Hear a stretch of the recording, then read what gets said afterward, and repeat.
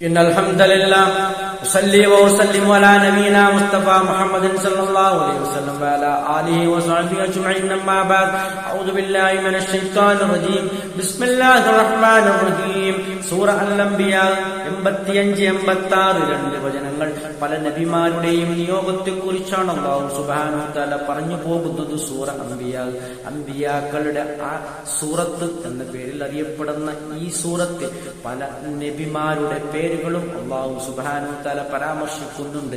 25ഓളം നബിമാരുടെ പേരാണ് ഖുർആൻ പരാമർശിക്കുന്നത്. നോക്കൂ നിങ്ങൾ, ഇസ്മായിൽ നബി അലൈഹിസ്സലാം, ഇദ്രീസ് നബി അലൈഹിസ്സലാം. ആരാണ് ഇസ്മായിൽ നബി? ഇബ്രാഹിം നബി അലൈഹിസ്സലാമിന്റെ നേരെ മകനാണ്. ഇദ്രീസ് നബി ആണെങ്കിൽ ആദം നബി അലൈഹിസ്സലാമിനോട് തൊട്ടടുത്ത് നിൽക്കുന്ന നബിയാണ്. നബിയും കുല്ലും മിനസ് സ്വാബിരീൻ, അവരെല്ലാവരും ക്ഷമാശീലരിൽപ്പെട്ടവരായിരുന്നു, അങ്ങേയറ്റം ക്ഷമിക്കുന്നവരായിരുന്നു. ദിൽകിഫിൽ നബിയെ കുറിച്ച് അധികം പരാമർശങ്ങളൊന്നും ഖുർആനിൽ കാണാൻ കഴിയില്ല. അങ്ങനെയെങ്കിലും നോക്കൂ നിങ്ങൾ, പേര് നമുക്ക് കാണാൻ കഴിയും.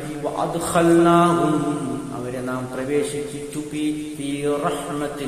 നമ്മുടെ കാരുണ്യത്തിലേക്ക്.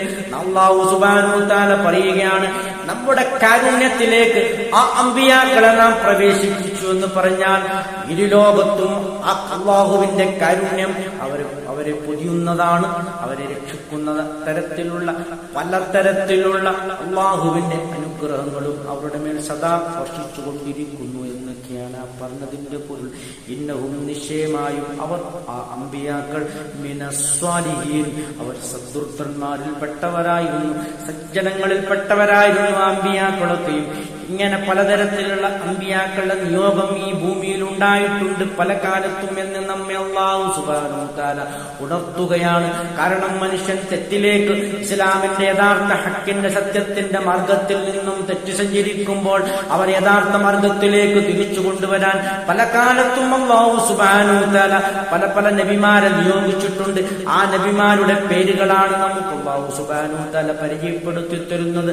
ഈ പേര് പറയുന്നതിൽ കൂടി അല്ലാഹു സുബ്ഹാനഹു വ തആല ഉദ്ദേശിക്കുന്നത് അത്തരം കാര്യങ്ങളെ നമ്മെ ഉണർത്തലാണ്, ഉദ്ബോധിപ്പിക്കലാണ്, നമുക്ക് സതുപദേശം നൽകൽ മാത്രമാകുന്നു.